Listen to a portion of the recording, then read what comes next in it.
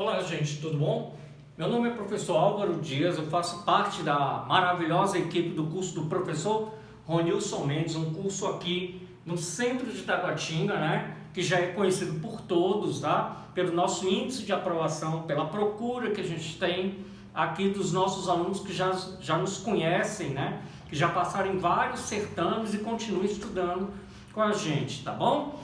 Vamos dar continuidade à nossa aula, a vídeos anteriores, e depois o professor Ronilson vai dar uma palavrinha com vocês. Nós estamos trabalhando na PGDF no decreto 37297 de 2016, no seu anexo 1, que tem 24 artigos, que trata basicamente da conduta, tá, das altas autoridades, ou da autoridade, tá, dos secretários, dos presidentes de empresas públicas, né? De adjuntos, secretários adjuntos, subsecretários, todos aqueles que têm um poder decisório maior deverão seguir esse código de conduta da alta administração. Então, dentro dessa questão, o que você tem que observar basicamente? Que um código de ética, para quem não assistiu às outras aulas, é um acordo firmado entre os pares de um mínimo aceitável, para que você faça parte da administração. Lembrando sempre que isso é dividido, né, esse código ele é dividido em 3 partes. No anexo 1, com 24 artigos, é o código de conduta. No anexo 2, né, 16 artigos, que fala do código de ética.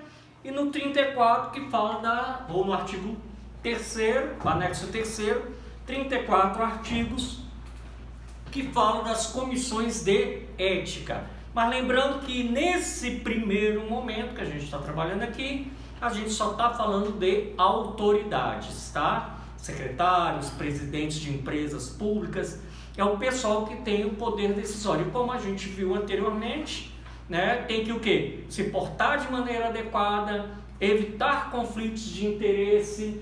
E agora a gente vai tratar o quê? Do relacionamento entre autoridades, que é aquele choque de ego, lembrando sempre, né, que esses são cargos comissionados, tá certo? Eles recebem dinheiro para isso e muitos deles são políticos também, né? São cargos bem políticos, por exemplo, a administração regional de Taguatinga. Há interesses políticos da autoridade em ser administrador. Então, por isso que o Código de Ética agora, no anexo 1, ele não vai falar do servidor, tá? Do empregado, apesar que eles podem fazer parte da autoridade, podem, mas não é deles que nós estamos falando só do quê? Dos secretários das altas autoridades, aqueles, como eu falei no início do vídeo, com poder decisório. Como eu sempre falo, tem em mãos sempre o código, tá? Nas nossas aulas, obviamente, a gente tem outros equipamentos para utilizar, mas para você aí que está no YouTube nos assistindo, tá? A gente está lendo aqui para até facilitar, até para aqueles que não imprimiram, né? Ainda, né? Não se prepararam. É importante, gente, tem que ter esse código na mão. E por isso que eu estou lendo ele exatamente, porque às vezes a pessoa linkou agora e não tem esse material em mãos, tá? Olha só, do relacionamento entre as autoridades públicas, capítulo 3º, artigo de 8 e 9, né? 8º e 9º artigo. Eventuais divergências entre as autoridades públicas referidas no artigo 1º, ele elencou lá quem são, devem ser resolvidas internamente. Quer dizer, ninguém pode ir para a mídia ou falar num discurso a público contra outra administração, contra outro órgão, contra outra entidade, contra outra secretaria. Mesmo que eles falem, mas isso aí é relacionado a tal secretaria, eu não tenho nada a ver com isso. Tem, tá? Você nunca pode dar a entender que não está sendo feito o quê? Um trabalho visando o interesse, né, de todos, o bem comum. Então, todas as divergências devem ser resolvidas internamente, no âmbito quê? Da cúpula do governo do Distrito Federal, mediante, como falou, coordenação administrativa. Não lhe cabemos manifestar-se publicamente sobre a matéria que não seja afeto à sua área de competência. Gente, vamos lá, Detran e DR, ADASA e MCBio, né? MCBio não, né? ICMBio, né? Quer dizer, há conflitos, vamos saber para quem pertence. Não, mas no caso do DF é o IBRAM, né? É o IBRAM, esquece MCBio, né? E MCBio. Nós estamos falando aqui no caso da ADASA e do IBRAM, beleza? Diferenças entre o quê? O IFAM e a Secretaria de Cultura. O IFAM é uma coisa, cuida da área tombada, a Secretaria de Cultura não pode chegar e fazer o que quer na área tombada e dizer, vai melhorar. Não, cada um na sua área de interesse. Tanto que você vê no caso de Brasília, que nós temos o Plano de Ordenamento Territorial, o PEDOT, e temos o PPCUB, que trata da área tombada na região do plano piloto. Bacana? Então, quer dizer, muitas dessas áreas elas vão se chocar, mas cada um deve tratar da sua área de interesse. Tá? Vamos dar uma ideia? Secretaria de Saúde e Vigilância Sanitária. Tá? Então, quer dizer, cada um na sua área de interesse. Sem jamais o quê? Provocar contenda pública ou expressar publicamente contra outro órgão da administração, direta ou indireta, do governo do Distrito Federal. No artigo 9º, é vedada à autoridade pública, aí foi o que eu falei, opinar publicamente a respeito da honorabilidade e do desempenho funcional de outra autoridade pública. Quer dizer, tecnicamente você não pode afetar a honra de ninguém. Tá? E se for publicamente é pior ainda. Você incorre numa falta, né, antiética, né, numa falta de conduta ética. E que é passível, nós vamos lá na frente, perceber que apesar de poder ter a exoneração, mas mais é de uma censura, tá? Lembrando sempre que os códigos de ética, dificilmente, um ou outro que eu tenho ministrado ao longo dos anos, ele é punitivo, né? Tá? Principalmente com uma autoridade dessa, hoje está, amanhã não está no governo. Independente se o governador Ibanez mandou embora ou se ele decidiu sair, mas nós vimos as cláusulas de barreira na aula anterior. E vamos lá, da conduta ética, dos deveres éticos fundamentais. Belezinha? Esse aqui é um pouquinho mais longo, vai do 10º ao 14º artigo. A autoridade pública deve atuar com retidão e honradez, procurando satisfazer o interesse público e evitar obter proveito ou vantagem pessoal indevida para si ou para terceiro. Gente, aqui a gente vai voltar nos outros códigos de ética. Nem por solidariedade, nem por empatia, um administrador pode o quê? Ferir o interesse público. Ah, mas aquela senhora estava precisando de uma cirurgia, eu vou passar ela na frente porque ela é correligionária, sabe disso. Quer dizer, ele não vai ganhar nada, ele não ganhou dinheiro, não ganhou nada, tecnicamente, né? Lembrando que sempre esses cargos são muito disputados politicamente, visando o quê? Se lançar ou se manter na política, né? Mas entra em conflito, como a gente já viu, conflito de interesse. Tá bom, eu entendo que a senhorinha é bacana, é legalzinha, que ela precisa fazer a cirurgia, mas tem todo um regramento, tá? Sempre pautado o quê? No interesse público, sempre do quê? Do mais necessitado ao mais abastado. Não por categoria, tá? Mas por necessidade. Beleza? Isso é o que está dizendo basicamente o artigo 10º. Não interessa. Obter proveito para ele já seria passível até de exoneração, né? E para outro, como eu falei, citei para vocês o caso que o pessoal sempre fala, fulano de tal arrumou a cirurgia de catarata para minha avó e tinha 600 na frente. Beleza? Como diz, né? Quem não chora não mama, mas pelo código de ética, quem tem poder hierárquico, quem manda mais, manda menos, né? Quer dizer, se o secretário de saúde chega e dá essa burlada aí, né, na lista da própria secretaria, ele está infringindo uma conduta, está infringindo dos atos que ele deve praticar, com lisura, honradez, né? Sempre visando o bem comum. Artigo 11. A observância do interesse público, especialmente no que diz respeito à proteção e à manutenção do patrimônio público, implica o dever de abster-se à autoridade pública de qualquer ato que importe em enriquecimento ilícito, gerando prejuízos à fazenda pública, atente contra os princípios da administração pública ou viole direito de particular. Gente, essa 11 é complexa. Eu fico procurando exemplos para facilitar. Se eu deixo de fazer manutenção em obra pública, automaticamente, o que vai ocorrer?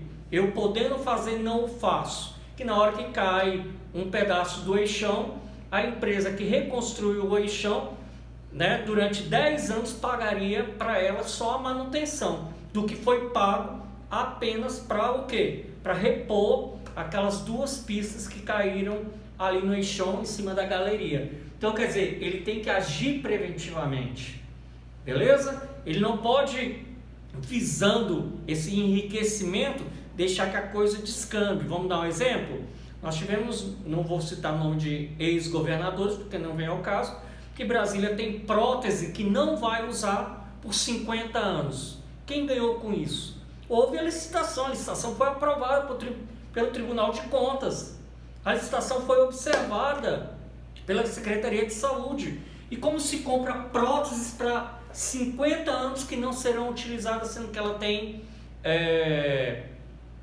questão de validade, né? Tá? Compras de equipamentos, né? Nós vimos aqui a inauguração de uma UPA em governos passados, que comprou o quê? Um tomógrafo e esqueceram de blindar a sala, né?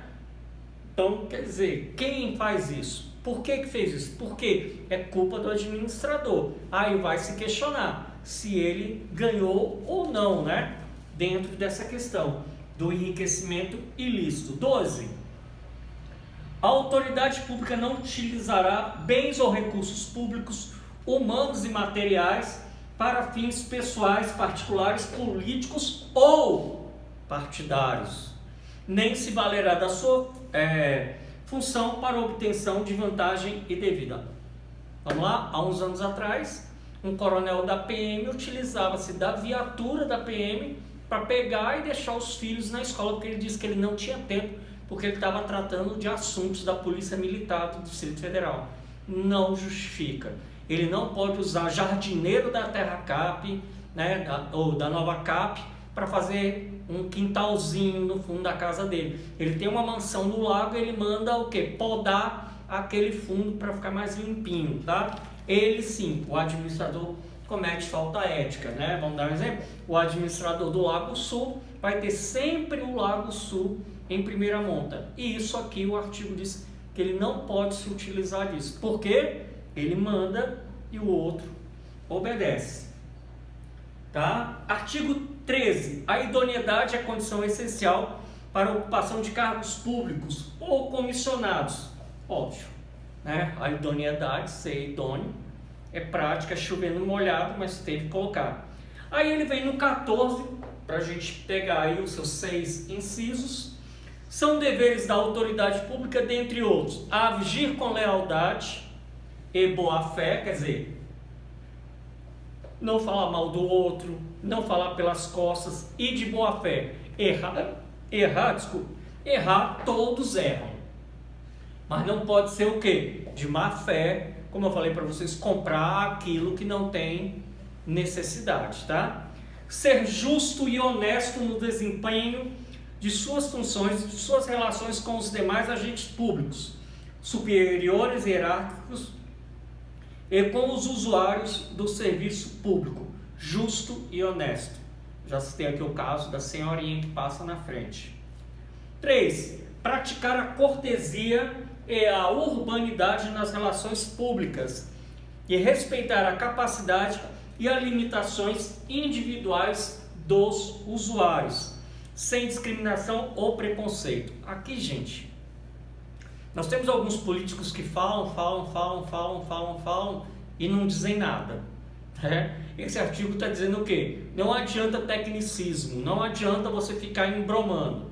Fala a realidade, tá certo? Ali, como falou, agir com lealdade e boa fé, praticar a cortesia, entender, tá? E respeitar o quê? As diferenças. Quer dizer, um administrador ele pode falar muito bonito numa região da sua cidade, na outra ele tem que chegar mais claro, mais diretamente, tá certo? Por isso que são deveres éticos fundamentais. Não adianta você ficar usando um jargão técnico que ninguém vai entender, né?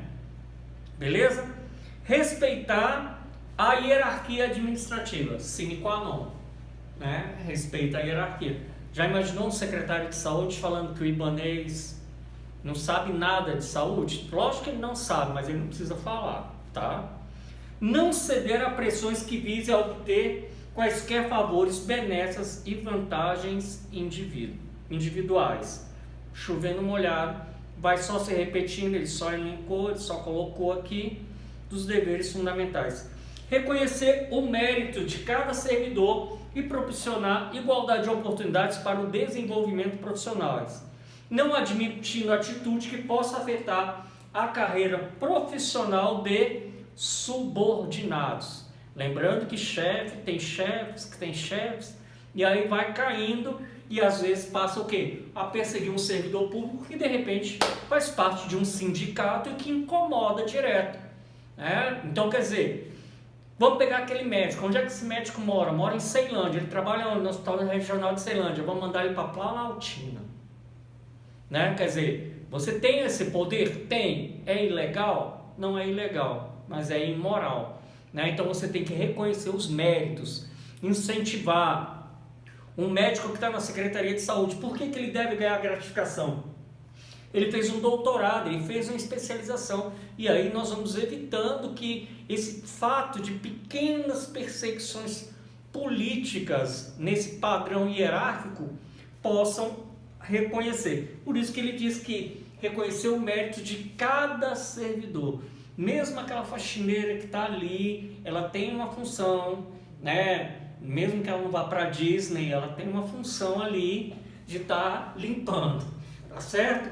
Então, dentro disso, terminando, a gente vai entrar numa próxima aula sobre as vedações. Mas eu gostaria de chamar meu mentor, e amigo pessoal, professor Ronilson Mendes, que há vários anos vem garantindo a aprovação de muita gente nos concursos do Distrito Federal e no governo federal. Muito obrigado, professor Álvaro Dias. Galera, é o seguinte, estou aqui para te mostrar o nosso trabalho.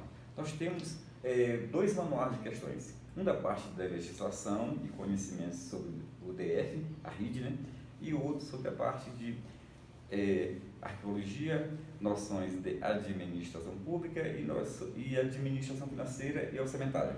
Cada um desses materiais aqui dá R$30 e eles são mais de 1000 questões, comentadas e ou fundamentadas. Então, se você quer adquirir os nossos materiais, está vendo em Taguatinga e no plano piloto. Taguatinga na banca Paranoá e no plano piloto na banca da rodoviária. Lembrando só que em Taguatinga tem 3 bancas.